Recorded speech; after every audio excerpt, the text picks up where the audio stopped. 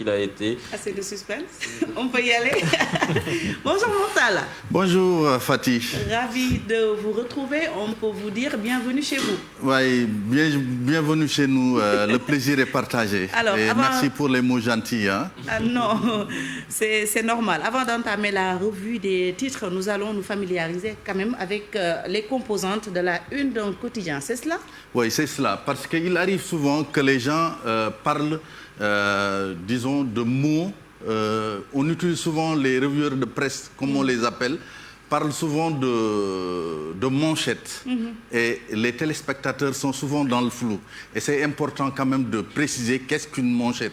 Une manchette, par exemple, c'est comme l'a fait l'Obs, le nouveau pandémie du Covid-19, le nouveau corona-plomb du Sénégal. Ça, c'est la manchette de l'Obs. Ça, par exemple, conjoncture économique, chef de famille, les affres de la Tabaski sous Covid, c'est l'oreille du journal. Et ça, c'est le ventre du journal. Vous voyez, ça, c'est le ventre du journal. Et ça, on peut le considérer comme sous-tribune. Les gens disent souvent que c'est une sous-tribune. Parce que là, on peut considérer également que c'est une turbine. On peut considérer également que c'est une turbine. Il arrive souvent qu'en bas de page, on met des informations pour accrocher les lecteurs. Et ça, on l'appelle pied de page ou rez-de-chaussée. Donc c'est bien que les téléspectateurs se familiarisent avec ces termes.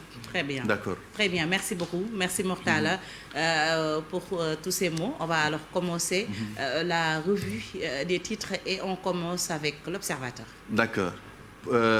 Les journaux reviennent de façon plus générale dans le traitement de la pandémie de la Covid-19. C'est vrai que l'Obs a encore utilisé le masculin. C'est un débat entre les professionnels pour parler du nouveau corona-plomb du Sénégal. Hospitalisation réservée maintenant aux plus de 60 ans. Réduction du nombre de tests. La vérité sur l'augmentation du nombre de morts, le film de la fuite d'un homme de 65 ans infecté au Covid. Mais on parle également de cette conjoncture économique qui risque de frapper les ménages. Parce que quand même, les chefs de famille vont se confronter aux affres de la Tabaski sous Covid. Et l'Obs met dans son oreille un peu cela. On continue.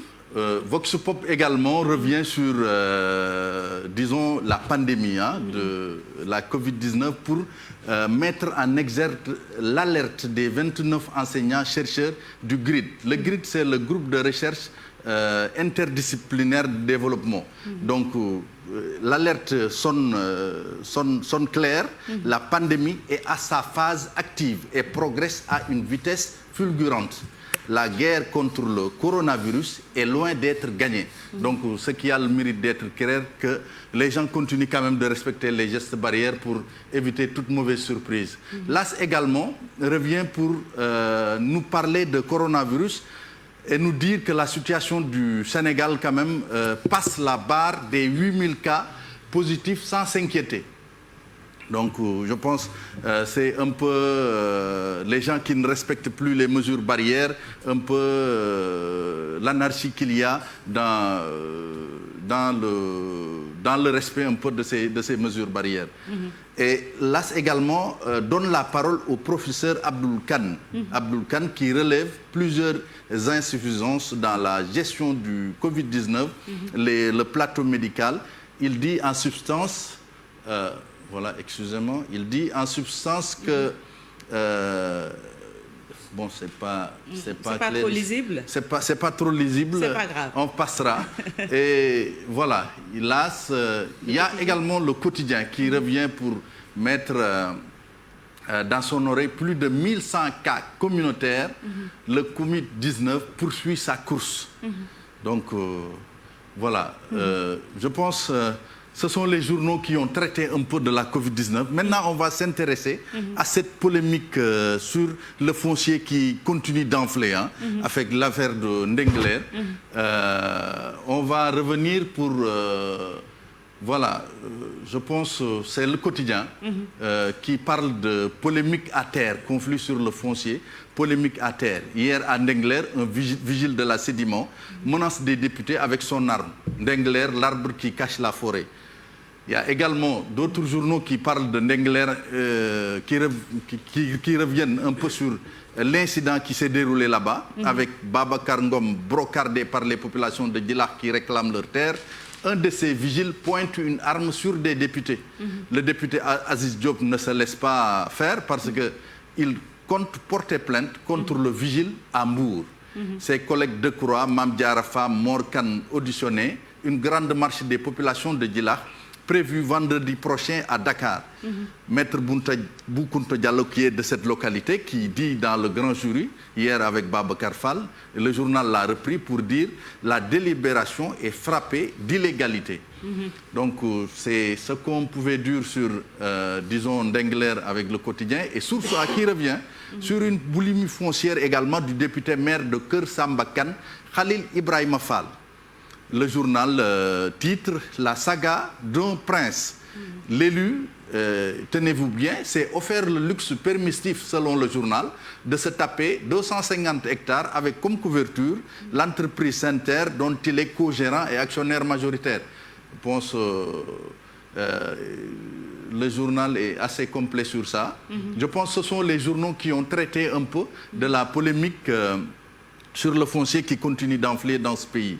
Et les autres titres, disons, mis en exergue par exemple l'Observateur, c'est cette enquête sur l'enfer d'élèves victimes de harcèlement dans les écoles. Parfois, des élèves sont victimes de harcèlement dans les écoles, et cela, disons, contribue à, disons, annihiler leur épanouissement dans ces établissements-là. L'un de ces élèves même se prononce pour dire « On m'a dit que j'étais nul, que j'étais un chien ». Si vous rabaissez à ce niveau le plus bas un enfant, il va se sentir peut-être voilà, dépouillé de toutes ses forces. Très bien. Un jour, un de mes camarades a sorti un couteau et m'a exigé de lui remettre mon téléphone portable. Très bien. Bon, l'histoire également du grand banditisme, l'histoire dramatique de Pape Ndiaye, qui est quand même un des compagnons de Ino, la bande à Ino et Alex, Pape Ndiaye qui croupit en prison depuis maintenant 24 ans. Et sa mère qui pleure toutes les larmes de son corps et pour dire sa détresse dans le même journal, L'Observateur. Bon, transport en commun, Vox Pop s'intéresse à la hausse de 50% à 100% des tickets de Tata. La nouvelle grille tarifaire de 150 francs CFA pour la première section, à 650 pour la deuxième. Mais le ministre ne l'entend pas de ses oreilles et voilà, je pense qu'ils ont mis balle à terre aussi. Ils sont revenus à de meilleurs sentiments. Très bien. Et Aya Boun Malik, qui est le secrétaire général du Sudjust, qui est à la une de l'AS. Et on nous dit, l'AS nous dit que sa tête est mise à prix. La tête de Aya Boun Malik est mise à prix. Très bien. On va passer au quotidien qui nous raconte que les premières sorties de Macky Sall après 4 mois, le président se déconfine. Et puis, enquête qui revient sur, qui donne la parole à Abdoulaye Diouf Sarr, qui dit que la bataille de Dakar n'aura jamais lieu. Je pense qu'il parle des prochaines échéances locales. Et donc, le quotidien... Ok. Bon, on va terminer par le sport, Record, oui. Avec, disons, le journal Record, qui met en exergue, disons, ces propos de Khalidou Koulibaly, qui est très courtisé ces temps-ci sur le mercato.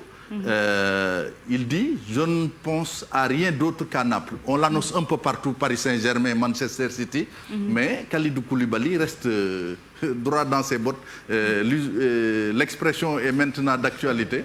Je ne pense à rien d'autre qu'à Naples, dit-il. Merci. Il y a également Sadio Mané qui ont été tenus en échec à Anfield par Burnley. Et Sadio et les Reds perdent un des 3 records en vue. Ils sont déjà champions, mais ils voulaient battre des records. Mais ce record-là, voilà, finalement, c'est passé. Ensuite, en lutte, adversaire annoncé de Reug Reug, Gouye Gui, pourrait signer ce lundi, nous dit record. On va terminer par Stade qui met à sa une Karim Benzema avec le sourire du gagneur. Real gagné ce lundi pour être sacré jeudi. Et Ismaïla Sarr qui sourit également parce que quand même Watford, son équipe, est à peine sauvée, disons, de la relégation en Angleterre.